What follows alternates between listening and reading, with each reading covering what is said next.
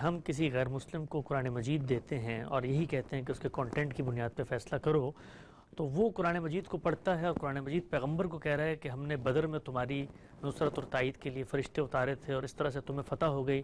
اب نہ پیغمبر موجود ہے، نہ ہم اس بات کی تصدیق کر سکتے ہیں کہ فرشتے اترے تھے اور اس کے بعد ان کو فتح ملی، تو اب ہم کہاں سے اس کانٹینٹ کی بنیاد پہ محض فیصلہ کر لیں گے؟ اس لیے کہ جو کچھ ہوا وہ کیا شجاعت کی وجہ سے، لڑنے کی وجہ سے فتح ملی، یا فرشتے اترے، اللہ کی غیبی تائید مدد آئی؟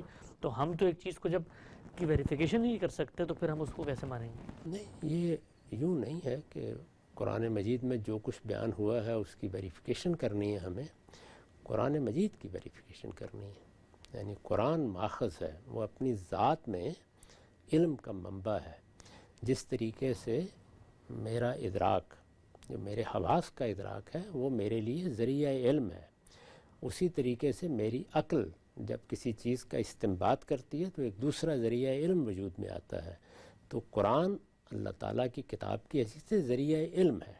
اس ذریعہ علم کے لیے دلائل طلب کرنے چاہیے۔ جب آپ نے اس ذریعہ علم کی تصدیق کر لی اور دلائل کی بنیاد پر یہ تسلیم کر لیا کہ یہ اللہ کی بات ہے، تو پھر یہ اللہ تعالیٰ کی طرف سے دی جانے والے اخبار ہے، یعنی یہ اللہ کی طرف سے دی جانے والی اطلاعات ہیں۔ پھر ان میں سے ہر چیز کو الگ سے تصدیق کے مرحلے سے گزارنے کی ضرورت نہیں ہوتی۔ بالکل اسی طرح جس طرح جب ایک علم اپنے آپ کو منوا لیتا ہے تو پھر وہ اپنے ایک ذریعے کی حیثیت سے اپنی بات پیش کرتا ہے۔ ہمارے حواس برسوں سے انسان سے یہ منوا چکے ہیں کہ وہ چیزوں کو دیکھتے ہیں اور ہمارے باطن کا حکم ان تک پہنچنے کے بعد اسے ادراک میں بدلتا ہے۔ لہٰذا اب حواس کے ذریعے سے حاصل ہونے والا علم یہ ہر طرح کے شک و شبہ سے بالا تر ہو جاتا ہے۔ شک و شبہ تو خیر انسان کسی چیز پر بھی کر سکتا ہے، لیکن عموم میں ہم اس پہ اعتماد کرتے ہیں۔ اسی طرح سے ہماری عقل جب جو کچھ ہمارے سامنے آتا ہے اس سے استدلال کر لیتی ہے، تو عقلی چیزوں کو ہم پھر اس استدلال کی بنیاد پر مانتے اور سمجھتے ہیں، اور یہ کہتے ہیں کہ یہ چیز تو عقلاً لازم ہو گئی ہے، اس کا انکار کرنا ممکن نہیں ہے۔ اسی طرح قرآن مجید ایک ذریعہ علم بن جاتا ہے۔ وہ ذریعہ علم بن گیا تو اب اللہ تعالیٰ کی بات کی حیثیت سے اس کو مانا بھی جاتا ہے اور سمجھا بھی جاتا ہے۔ اچھا ہم سب یہ جو ابھی آپ نے آخر میں بات فرمائی، اس کو مان لیا جائے تو پھر نتیجے کے اعتبار سے فیصلہ کانٹینٹ پہ تو نہ ہوا، اور نتیجہ تو اس چیز کے اس اسنادی حیثیت پہ ہوا کہ وہ اللہ سے آیا ہے۔ اگر اس پر ہوا تو پھر تو ہمیں سب سے پہلا سوال یہی پوچھنا جانا چاہیے نا کہ بھی اللہ تعالیٰ نے کیسے دیا ہے، پھر وہی کی پوری کیفیات وہ سب کچھ زیر بحث آ جائے۔ میرا خیال ہے کہ میں اپنی بات واضح نہیں کر سکا، یعنی کانٹینٹ کی بنیاد پر ہم اس کا فیصلہ کریں گے کہ وہ اللہ کی کتاب ہے۔ ٹھیک، اس کے لیے جو اس نے دلائل دیے ہیں کہ میں کیوں اللہ کی کتاب ہوں، یہ دلائل دیے ہیں نا قرآن نے، ان کی بنیاد پر آپ نے قرآن کو مان لیا۔ ٹھیک۔ اب جب قرآن مجید کو استدلال کی بنیاد پر قبول کر لیا جائے گا تو باقی اخبار کے لیے کسی استدلال کی ضرورت نہیں۔ اچھا نقطہ واضح ہو گیا ہم سب۔ ٹھیک، آگے بڑھاتے ہیں سلسلہ گفتگو کو۔ اچھا ایک چیز اور بتائیے گا ہم سب، مادہ اور نفس میرے لیے دونوں برابر سطح کی حجت بنتے ہیں؟ اگر برابر سطح کی حجت نہیں بنتے تو پھر قرآن مجید نے دونوں کو اپنی نشانی کے طور پہ بطور استدلال کیوں پیش کیے؟ چند مثالیں آپ نے بھی یہاں پر بتائیں کہ ہاروت و ماروت کو اللہ تعالیٰ کہتا ہے کہ علم سکھا دیا گیا تھا، یا ملکہ سبا کا تخت جو ہے وہ لے آیا گیا۔ تو اگر مادی چیزیں تو میں دیکھتا ہوں کہ زمین کے اندر بیج ڈالا اور اس سے پودا اور کوپل پھوٹ کے میرے سامنے پھل آ گیا، تو اگر دونوں ثبوت کے اعتبار سے میرے لیے باقاعدہ حجت بنتی ہیں، اور پھر دونوں کو کیوں پیش کیا گیا؟ دونوں ایک واقعہ ہے، اللہ تعالیٰ تو جو واقعہ ہے اس کو بیان کر دیں گے۔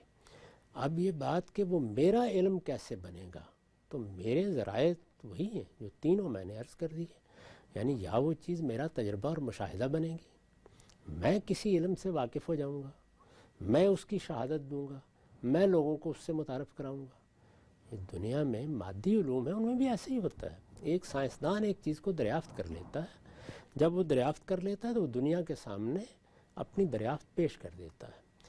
اس کے بعد آپ اس دریافت کو جانچتے ہیں، پرکھتے ہیں، اس کا امتحان کرتے ہیں۔ آپ کو معلوم ہے کہ دنیا میں سائنسی ایجادات میں بھی بعض اوقات لوگوں نے فریب دے دیا، تو جانچنے پرکھنے کا عمل شروع ہو جاتا ہے۔ جانچنے پرکھنے کا عمل شروع ہوگا تو کوئی بات مان لی جائے گی۔ تو قرآن مجید نے جو ہمیں اطلاعات دی ہیں، میں پھر عرض کر دوں کہ وہ قرآن کی اطلاعات ہیں۔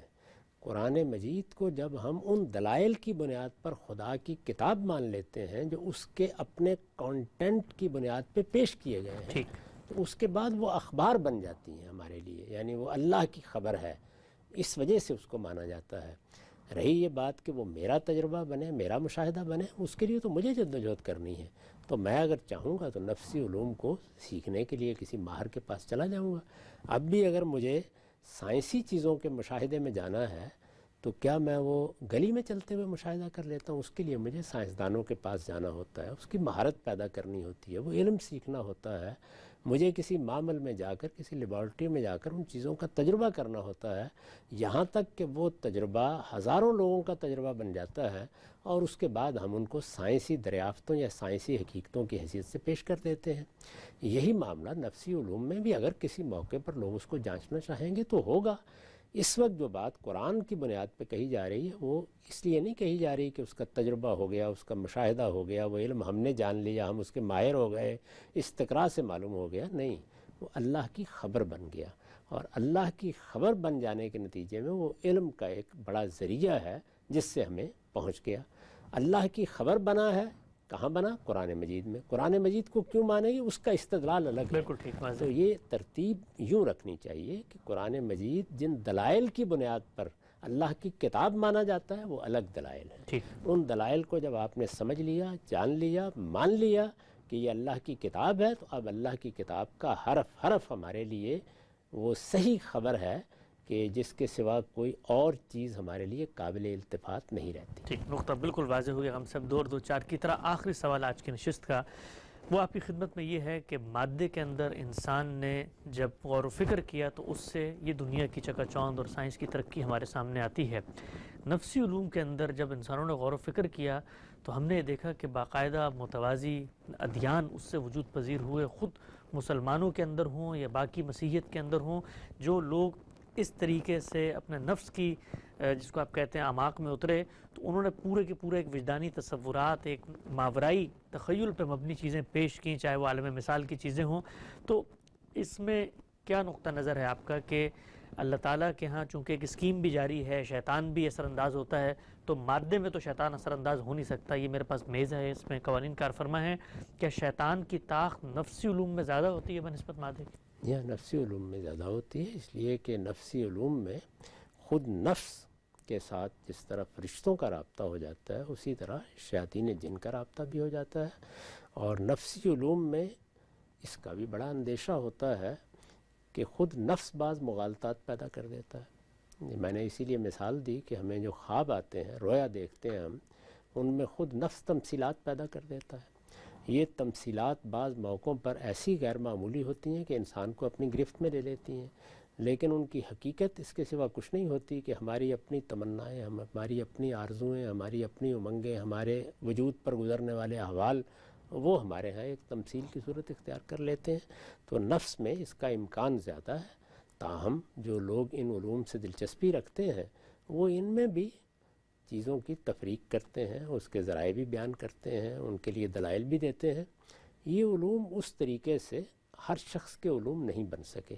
جب نہیں بن سکے تو ظاہر ہے کہ کسی ماہر آدمی کے ذریعے ہی سے آپ ان سے واقف ہوتے ہیں، اور واقف ہو جانے کے بعد بھی اگر وہ آپ کا اپنا تجربہ نہیں بنے، آپ کا اپنا مشاہدہ نہیں بنے، تو شک و شبہ کی گنجائش باقی رہتی ہے۔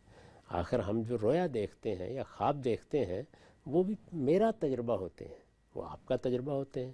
آپ اپنے تجربے کو بیان کر سکتے ہیں کہ آپ نے یہ چیز دیکھی ہے، آپ اپنا خواب مجھے نہیں دکھا سکتے، میں اپنا خواب آپ کو نہیں دکھا سکتا۔ تو نفس پر گزرنے والے احوال رہتے شخصی ہیں، جب وہ شخصی ہیں تو ظاہر ہے کہ ان کا اس طریقے سے علم بن جانا ممکن نہیں ہوتا جیسے مادی علوم علم بن جاتے۔